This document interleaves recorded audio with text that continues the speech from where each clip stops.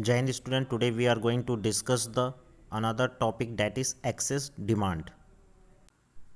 We already know that what is market equilibrium. Market equilibrium is a situation when market demand is equal to market supply of a commodity, and equilibrium price is the price at which market demand is equal to market supply for a commodity, and equilibrium quantity is the quantity of commodity which is demanded as well supplied at a equilibrium price.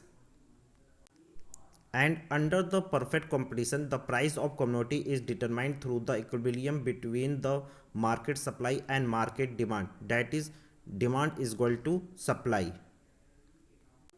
Now question arises, what happens when market price is more or less than the equilibrium price?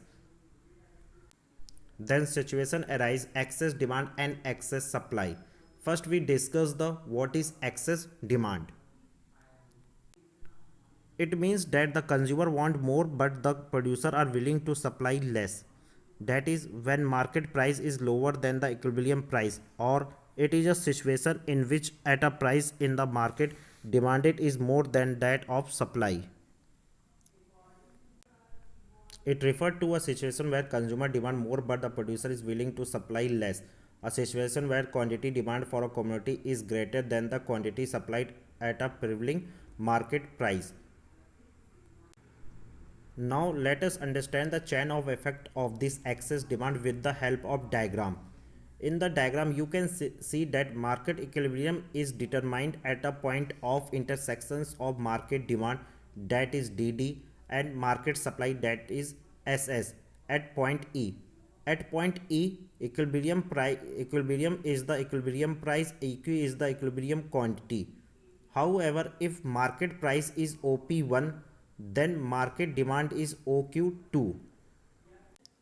It means that if market price is OP1 and then market demand is OQ2 is more than market supply, that is OQ1, denoting the excess demand.